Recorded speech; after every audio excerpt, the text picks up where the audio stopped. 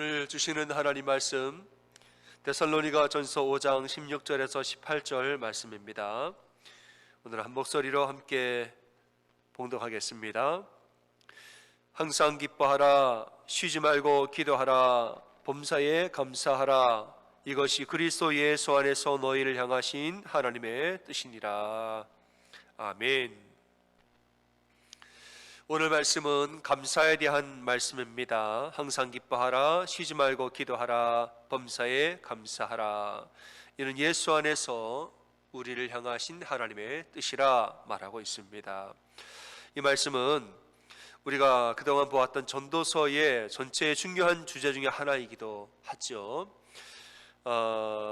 전도서는 우리에게 매일매일의 일상을 감사하며 살라라고 이야기를 합니다. 세상의 모든 것이 헛되고 헛되니 이 땅의 것은 다 헛되니라. 그럼 우리는 어떻게 해야 할 것인가?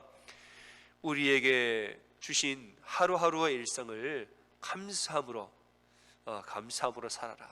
그리고 하늘의 하나님을 경외하고 또 이제는 이 세상의 삶이 끝나면 영원한 삶이 하늘나라에서 시작될 것을 또한 믿는 소망으로 살아라. 이렇게 전도서는 말하고 있죠.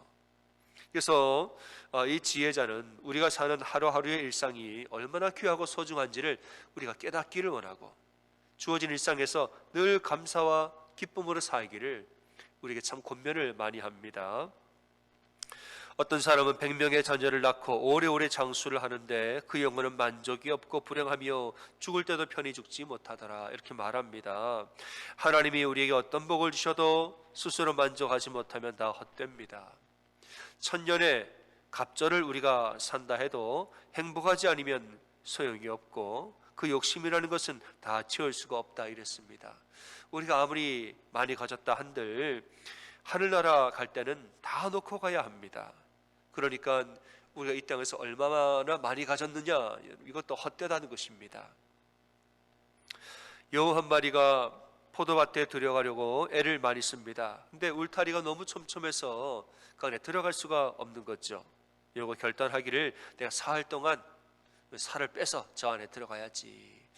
사흘 동안 굶고 배가 날씬해진 다음에 간신히 울타리 사이로 들어갑니다. 그 다음부터는 포도를 아주 마음껏 먹는 거죠.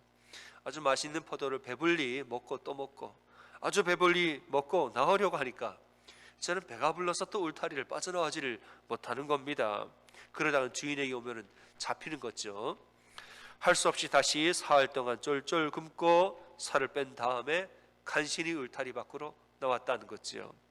그러면서 돌아가는데 여우가 한마디를 했다는 거예요. 아이고, 들어갈 때나 나올 때나 내 배는 똑같네. 그러면서 집으로 돌아갔다는 거죠. 그러니까 포도는 그냥 맛만 본 거지 정말 나를 유익하게 한 것은 아니었다는 거죠. 어떤 철학자는 인생이라는 것은 없고 없는 인생이다, 이렇게 말했습니다. 인생에 5가지가 없는데 어렸을 때는 철이 없고, 젊어서는 정신이 없고, 중년이 되어서는 시간이 없고, 늙어서는 힘이 없고, 죽어서는 아무것도 없더라, 이런 말을 합니다. 여러분, 우리의 인생은 빈손으로 왔다 빈손으로 돌아가는 인생이라 전도서의 지혜자가 말합니다. 하늘나라 갈 때에는 세상의 부귀와 영화, 명예와 권력, 우리는 아무것도 가지고 갈 수가 없습니다. 그래서 전도서는 우리에게 일상에서 감사하고 살라라고 여러 번 강조를 하고 있습니다. 사람마다 먹고 마시는 것과 수고함으로 낙을 누리는 그것이 하나님의 선물인 줄 우리가 알았도다. 너는 가서 기쁨으로 내 음식을 먹고 즐거운 마음으로 내 포도주를 마실지어다. 내가 사랑하는 아내와 함께 즐겁게 살지어다. 그것이 내가 평생의 해 아래에서 수고하고 얻은 내 몫이니라. 죽으면 다 사라지니 그 전에 힘을 다하여 누리라. 이런 말을 전도서는 반복해서 말합니다. 여러분, 우리가 먹고 마시고 수고함으로 낙을 누리는 우리의 일상들, 이 일상은 다 하나님이 주신 선물이라 그 안에는 하나님의 은혜가 다 숨어 있다는 것을 우리는 믿고서 합니다. 지금 하나님이 나를 지키신다, 지금 하나님이 나에게 은혜를 주신다, 현재의 은혜를 아는 사람이 앞으로도 은혜 주실 것을 믿고 사는 것입니다. 하나님이 과거에도 현재에도 지금도 나와 함께 계시고 나를 돌보고 계신다. 지금도 하나님 은혜가 내 삶에 풍성하고 차고 있다. 이걸 아는 사람이 앞으로도 그 은혜는 동일할 것이다. 이 또한 알게 되는 것입니다. 잠언 3장 6절입니다. 너는 범사에 그를 인정하라. 그리하면 내기를 지도하시리라. 우리 일상에 하나님이 그냥 늘 돌보시고 늘 지키시는 은혜를 주신다는 것, 이걸 인정하는 사람에게 하나님 더 큰 행복으로 그들에게 부어주신다, 이 말씀인 거죠. 여러분, 감사도 습관이고 불평도 습관입니다. 항상 기뻐하고 쉬지 말고 기도하고 범사에 감사하고, 이것은 우리의 삶의 습관을 말하는 것입니다. 감사하는 습관, 범사에 기뻐하고 범사에 기도하고 범사에 감사하는 이런 습관, 이 습관이 있으면 우리는 참 행복합니다. 이것이, 이런 습관이 우리의 일상을 기쁘게 살게, 하나님 주신 선물을 누리게 하는 습관들입니다. 반대로 무엇이든지 불평하는 습관은 우리 하루를 마음 아프게 만듭니다. 똑같은 것을 보아도 어떤 사람은 감사하고 어떤 사람은 불평을 하지요. 어느 마을에 늘 불평하고 불만하는 사람이 있었습니다. 이 사람이 하루는 나무를 하러 산에 올라가는데 어느 즈음에서 집 지붕에 있는 박 넝쿨을 보게 됩니다. 박은 크죠. 그에 비해서 넝쿨은 아주 가늘고 작은 것입니다. 그래 산에 올라가서 나무를 하려고 도토리 나무를 보는데, 이 도토리 나무는 또 가지는 굵은데 도토리는 또 아주 작은 거죠. 이걸 먼저 혼잣말로 불평을 합니다. 이것 봐라, 약한 넝쿨에는 큰 박이 달리고 굵은 나무에는 작은 도토리가 달렸네. 마치 자기 인생을 보는 마음이 든 것입니다. 가난한 자에게는 큰 짐을 주고 부자에게는 작은 짐을 주고, 이런 불공평한 세상을 생각한 거죠. 그러면서 하는 말이, 하나님 참 불공평하시다, 바꿔 달았어야지. 그래서 불평을 또 궁시렁을 거립니다. 나무를 하다 이제 피곤해서 도토리 나무 밑에 누워 잠을 잡니다. 잠을 자는 중에 얼마 뒤에 도토리 하나가 톡 하고 떨어지면서 그 사람 이마를 때렸습니다. 그래서 깜짝 놀라 일어나고 도토리가 머리에 떨어진 것을 보고 가만히 생각하다가 갑자기, 하나님 감사합니다. 이 나무에 달린 것이 도토리가 아니라 저 박이었다면 제 머리는 큰일 날 뻔했습니다. 하나님, 작은 것은 위에 달리고 큰 것은 아래로 달리게 하사 우리를 지켜주신 하나님 감사합니다. 하나님은 공평하십니다. 이렇게 고백을 했다는 거예요. 여러분, 하나님께서 지으신 모든 것이 선함에 감사함으로 받으면 버릴 것이 없는 줄로 믿으시기를 주님의 이름으로 축원합니다. 하나님이 그렇게 지으신 것에는 다 뜻이 있고 목적과 이유가 있습니다. 하나님이 우리를 이렇게 만드시고 우리를 이렇게 인도하시고 우리에게 이 상황을 주시고 이 형편을 주신 것에는 다 뜻과 이유와 목적이 있습니다.